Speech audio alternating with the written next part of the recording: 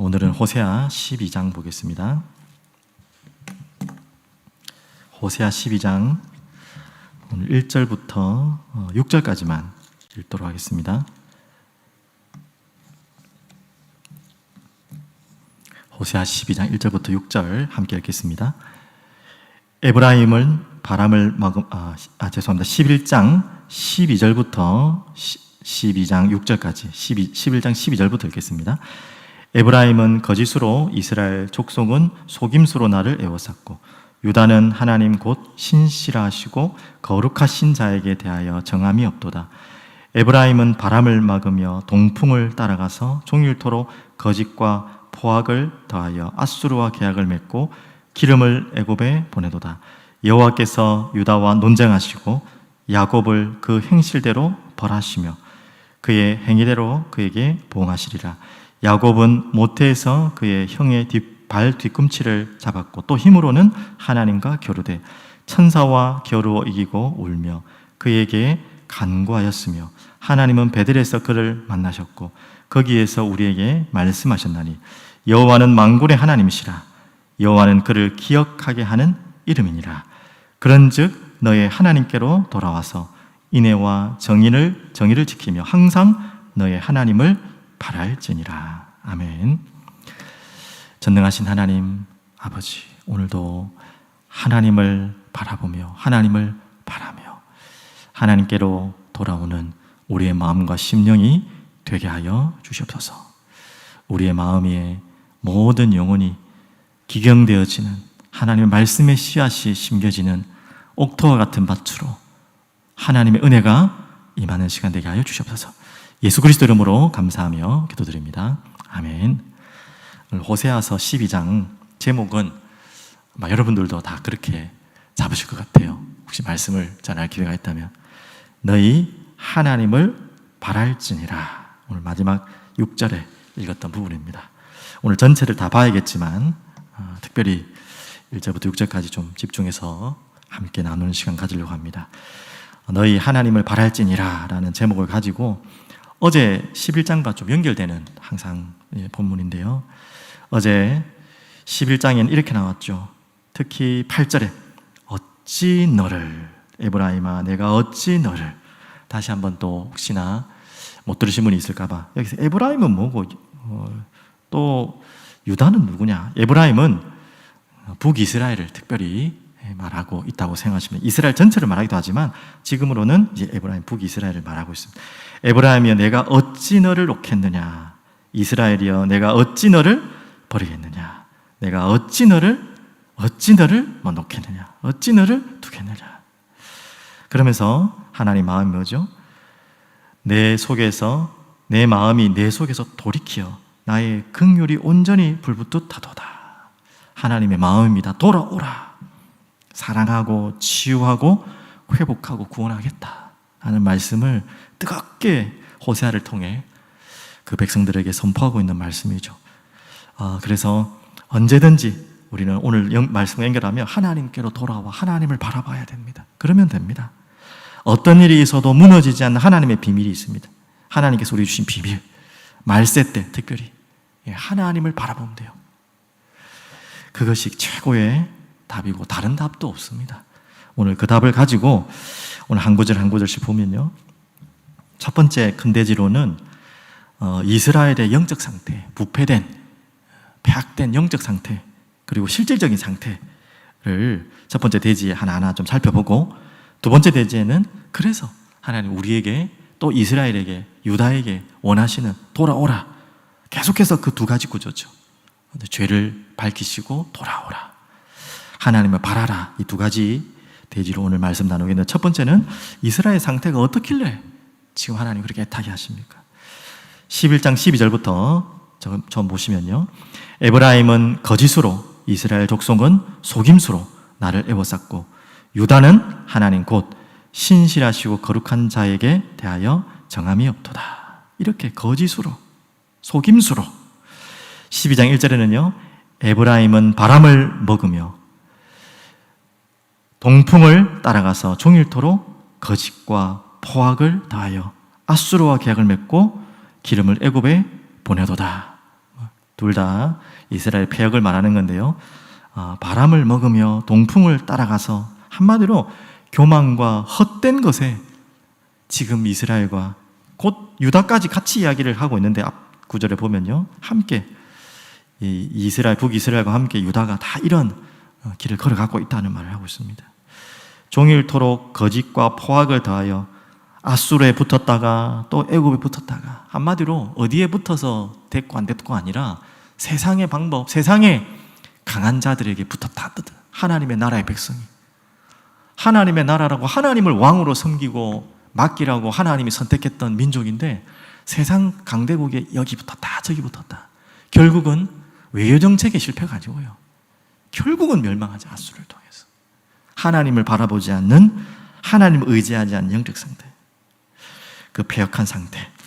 그리고 2절에도 나오죠. 여호와께서 유다와 논쟁하시고 야곱을 그 행실대로 벌하시며 그의 행위대로 그에게 보응하시리라. 유다와 논쟁하신다는 말은 그 죄를 고소한다는 말입니다. 그리고 야곱을 그 행실대로 벌하시고, 그리고 3절부터 6절까지는 마지막에 우리 두 번째 대지로 갈 거니까요, 중요한 부분이기 때문에 7절 보면요, 또 이렇게 나옵니다. 이스라엘의 폐역입니다. 너는 상인이라 손에 거짓 저울을 가지고 속이기를 좋아하는도다. 이거는 비유가 아니라 실제로 그랬다고 합니다. 이런 이스라엘들이 비유일 수도 있겠지만 또 전체적인 것을 이 좁은 의미에서 다 설명할 수 있겠지만 계속 속이고, 아마 장사꾼이 장사 속이는 거 있잖아요. 저울 속여가지고 더 유익을 취하려고 하는. 근데 거기에 대해서 8절에요. 에브라임이 말하기를 나는 실로 부자라. 내가 재물을 얻었는데, 그렇죠, 속이고 사기쳐가지고 재물을 많이 얻었는데 부끄러워야 될 텐데 내가 수고한 모든 것 중에서 죄라 할 만한 불의를 내게서 찾아낼 자 없으리라 하거니와. 죄가 없다라고 말하지 않고요, 죄를 말할 만한 불의를 찾아낼 자가 없다. 숨기면 모른다 이 말이에요. 숨기고 속이면 안 들키면 되지. 하나님은 없으신가요? 하나님이 속으시는 분입니까? 하나님이 그거를 간과하시는 분입니까? 진짜 눈 가리고 아웅이라고 해야 됩니까? 아무도 모르겠지. 아이고, 이걸 안 들키면 되겠지. 죄의 가장 더러운 속성 중에 한 가지죠. 그래서 7절, 8절을 조금 정리하면 여러분 아다시피 지금 이스라엘 상태가 거짓과 교만과 특별히 실제적인 죄, 세상에서의 죄도 마찬가지입니다. 다시 조금만 더 죄에 대해서 제가 계속해서 고민하고 성경을 보고 말씀을 보니까 세 가지가 계속 되더라고요. 저도 그 부분에 속을 수 있고 속을 수 있고요. 무감각해집니다. 여러분들도 정말 죄에 깨어야 됩니다. 죄는 갈수록요 무감각해져요. 무뎌집니다. 저번에도 비유 말씀드린 것처럼 처음에는 이게 큰 죄처럼 느껴졌다가 이 사람 짓고 저 사람 짓고 다 지으면요, 이거 죄 같지도 않아요. 또 더 큰 죄가 딱 들이닥치면 그 전에 죄가 죄처럼 안 보인다. 이런 무서운 일이 있습니까? 죄는 계속해서 무감각해지고요. 그리고 없어지느냐? 아니요. 반복됩니다. 그 죄에 대한 심각성과 그 죄에 대한 심각한 마음이 없으면, 통회하지 않으면 더 계속해서 반복됩니다. 끊어지지 않습니다. 그래서 계속 하나님은 회개를 촉구하는 거예요. 그리고 죄는 오염됩니다. 그래서 이 부분이 참 심각한 이야기죠. 아프고 심각한 이야기입니다. 죄는 나이로 끝나는 게 아니라 다 이렇게 같이 된다. 자꾸 이야기하는 거지만 썩은 달걀을 같이 놔두면 안 되는 이유가, 썩은 귤 하나를 딱 박스 안에 있으면요 다 금방 썩어버립니다. 레위기서를 보면 특별히 이런 제사가 있죠. 죄에 대해서 하나님께 이 제물을 드릴 때에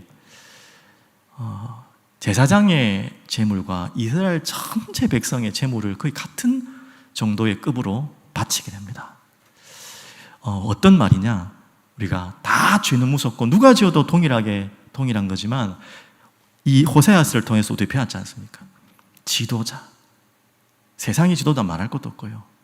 더 심각한 것은 영적인 지도자.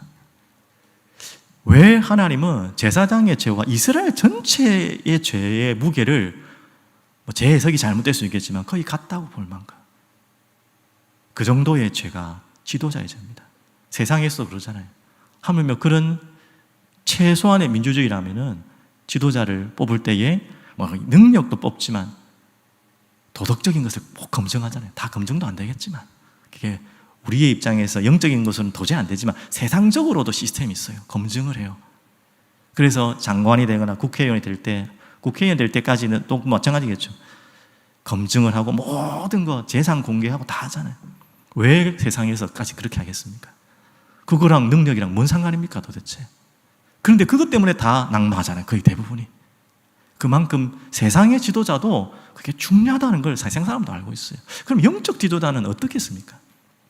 그 역량과 그 비밀이. 그래서 같은 무게의 죗값을 말하는 거예요. 이스라엘 전체 백성이 얼마나 많은데 그 백성들과 제사장의 무게를 같이 두는 거예요. 하나님은.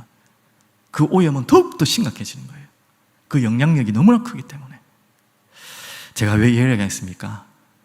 이야기가 결국 저에게 돌아올 건데, 저에게 화살이 돌 수 있는데, 그래도 성경에는 그렇게 말하고 있습니다. 그만큼 목회자의 죄가 가벼운 게 아니고 더욱더 여러분과 제가 함께 저를 두고 기도해 주셔야 되고요. 우리 목회자를 두고 기도해 주셔야 되는 부분입니다. 그만큼 심각한 것입니다. 그렇다면 죄 지은 자를, 죄 안 짓는 목회자가 어디 있다는 말입니까? 죄 안 짓는 사람이 없는데 죄를 짓고 실수하더라도 그것으로만 끝내지 마시고, 어제도 말씀드렸지만 우리는 알 수 없겠지만 회개하느냐 안 하느냐, 최소한 마지막은 그걸 보셔야 돼요. 실수하는 것은 또 안 해야겠지만 혹시 걸려들어서 실수로 넘어졌을 때 하나님만 아시겠지만 그래도 저분이 정말 하나님 앞에 회개하는구나 정도는 알아야겠죠.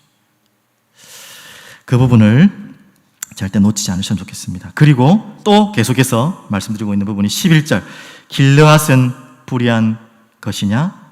과연 그러하다. 그들은 거짓되도다. 길갈에서는 무리가 수송아지로 제사를 드리며 그 제단 발 아래에서 쌓인 돌무더기 같도다. 지금 우상을 말하는 거죠. 길르앗, 길갈 이런 곳에서 우상의 제단들을 계속 쌓았던 배역들. 그러면 10절, 내가 여러 선지자에게 말하였고 이상을 많이 보였으며 선지자들을 통하여 비유를 베풀었도다. 지금 하나님은 그런 이스라엘에게 아무 말씀 안 하신 게 아니에요. 계속 호세아뿐만 아니라 계속해서 선지자들을 세워서 외쳤던 것입니다. 외쳤습니다. 우리 몰랐는데요 라는 말을 할 수 없도록 계속 외쳤던 겁니다. 12절도 마찬가지, 13절도 연결되는 부분이죠. 야곱을 이야기하면서 특별히 13절, 여호와께서는 한 선지자로 이스라엘 애굽에서 인도하여 내셨고 이스라엘이 한 선지자로 보호받았다. 이런 선지자들을 보내서 외쳤고 또 이렇게 나오기도 하고 하나님 선지자를 불렀다는 거예요. 그런데 대부분의 거의 99.9%는 뭐라고요? 선지자의 말 안 들었어요. 하나님이 호세아의 말도 지금 들었습니까? 그럼 호세아는 얼마나 억울한 인생입니까? 이제 그런 말 하는 분도 있더라고요. 아유, 너 뭐 잘못된 무언가를 보고 뭐 어떤 부분을 보고 막 그렇게 외쳐가야지고 뭐가 바뀌겠냐. 네가 조용히 응답받고 누리고 현장에서 전도하고 응답받으면 되는 거지. 그렇게 막 이렇게 한다고 바뀌겠냐. 혹시 그렇게 뭐 이거 무슨 말인가 뜬금없는 말일 수 있겠지만 혹시 그런 부분에 대해서 누군가가 선지자처럼 외치는 자가 있다면 대부분 그렇게 이야기할 수 있겠죠. 제가 성경 읽을 때도 그렇게 될 것 같아요. 호세아를 볼 때, 예레미야도 마찬가지고 결국 다 멸망할 건데, 결국 포로로 끌려갈 건데 하나님 계속 말씀하고 있죠. 그런데 뭐 때문에 선지자를 하나님 부르셔가지고 외치게 하십니까? 안 될 것 뻔히 알면서. 여러분 선지서를 보시면 아시겠지만 가장 성경에 많은 선지자들이 나열도 좀 표현이 좀 그렇지만 투입된 데가 언제인지 아십니까? 집중적으로 선지자들이 꽉 투입될까? 여러분 성경 전체를 보시면요, 이 시대입니다. 멸망 전에, 이스라엘 멸망 전에, 더 심각한 건 유다 멸망 전에, 그때 집중적으로 선지자가 다 있어요. 여러분 알고 있는 선지자 거의 대부분이 그 시대에 있어요. 그래서 바뀌었습니까? 안 바뀌었잖아요. 결국은 포로로 끌려갔고 결국 멸망했어요. 하나님 호세아는 자기 인생을 다 들었어요. 하나님의 말씀을 순종해서 음란한 여인까지 데리고 왔다니까요. 자기 자식까지, 음란한 자식을 낳는데 거기에 순종할 만큼 호세아는 그 일을 감당하고 외쳤어요. 그래도 하나도 바뀌지 않았어요. 오늘도 마찬가지. 그러면 외치지 않아야 되는 것입니까? 되지도 않을 걸 왜 합니까? 그 말이 아니죠, 맞죠? 외쳐야 되는 거예요. 왜 그렇겠습니까? 그게 하나님 마음이에요. 안 바뀌더라도 외쳐야 되는 거예요. 그게 하나님 마음. 안 될 거니까 포기하는 게 아니라 하나님은 그렇게 선지자를 부르신 거예요. 그래서 오늘 두 번째 3절에서 6절을 보십시오. 결국은 오늘 주제는 이겁니다. 이 암울한 이야기를 끝내려는 것이 아니라 3절부터 하나님의 마음입니다. 3절, 야곱은 모태에서 그의 형의 발 뒤꿈치를 잡았고 또 힘으로는 하나님과 겨루되. 갑자기 아까 읽었다가 좀 딴 데로 갔다 다시 와서 헷갈릴 수 있겠는데 3절부터 6절은 완전히 내용이 전환되는 내용입니다. 갑자기 뜬금없이 야곱이 왜 나옵니까? 야곱은 아시다시피 이스라엘의 조상이잖아요. 아브라함이지만 결국 하나님의 나라 이스라엘이 시작된 것은 야곱에서부터 되거든요. 모태에서 그의 형의 발 뒤꿈치를 잡았고 또 힘으로는 하나님과 겨루되. 어떤 존재인지 창세기를 우리 한번 봤기 때문에 잘 아시죠? 이름 자체가 그냥 속이는 자, 발 뒤꿈치를 잡은 자, 얍사간 자, 뭐 이런 모든 안 좋은 이름이 다 포함된 게 야곱이라는 거예요. 그런 이스라엘. 그런데 어떻게 했죠? 천사와 겨루 이기고 울며 그에게 간구하였으며 하나님은 베델에서 그를 만나셨고 거기에서 우리에게 말씀하셨나니 여호와는 만군의 하나님이시라. 여호와는 그를 기억에 하신 일을 이름이라. 그러면서 6절이 나온 겁니다. 여기에 대해서 좀 설명했죠. 창세기에 많은 부분에 이 부분이 나오는데 35장에 보면 특별히 야곱의 부분이 잘 나오기 때문에 우리 이 부분 한 번만 더 보시고 마무리하겠습니다. 오늘 이 부분이 창세기 35장에 잘 아시다시피 나와 있습니다. 어디로 올라오라 했죠? 돌아와서 항상 너희 하나님을 바랄진대. 어떻게 하나님이 원하시냐? 35장 1절 나오죠. 하나님이 야곱에게 이르시되 일어나 베델로 올라가서. 지금 야곱에게 그 가정에 큰 어려움이 왔습니다. 딸이 어려움을 당하고 그걸 보복한다고 형제들이 칼부림을 했던 그런 지금 심각한 문제가 왔을 때, 그 전에도 또 야곱의 부르심이 있는데 야곱이 어떻게 왔죠? 일어나 베델로 올라가서. 또 3절에도 나오죠. 우리가 일어나 베델로 올라가자. 야곱과 야곱의 가족이 베델로 올라가는, 지금 그 이야기를 하고 있습니다. 또 어떻게 나오죠?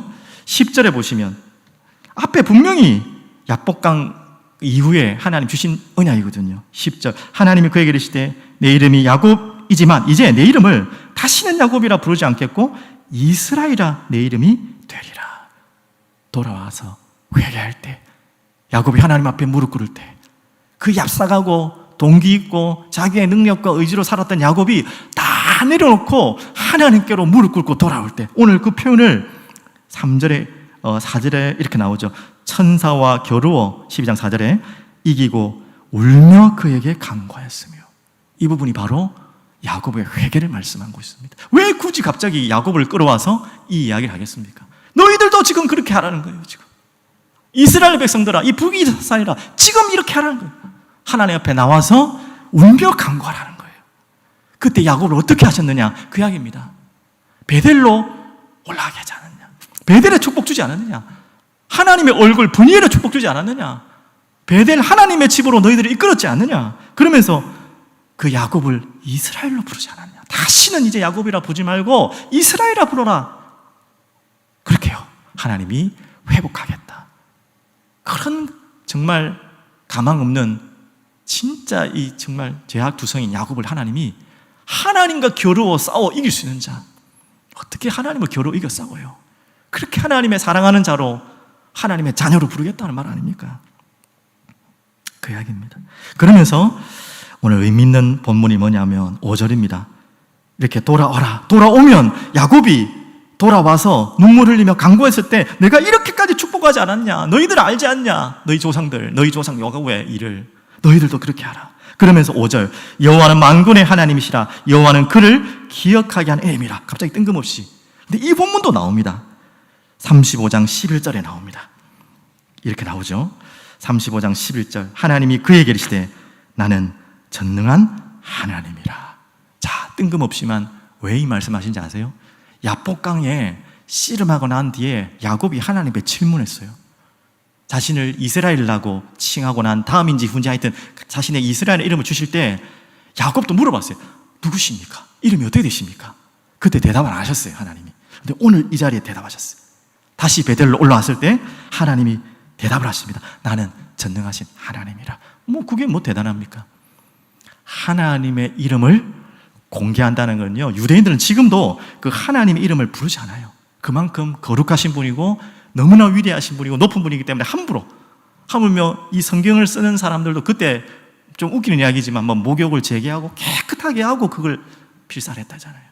그만큼 유대인들은 두려운 이름이고 거룩한 이름이에요. 그 이름을 나타내셨다는 건요, 어마어마한 겁니다. 쉽게 말하면 서로 동성명하는 거 있잖아요. 그만큼 하나님의 이름을 나타냈다는 것은 그 이름을 너희에게 주겠다는 거예요.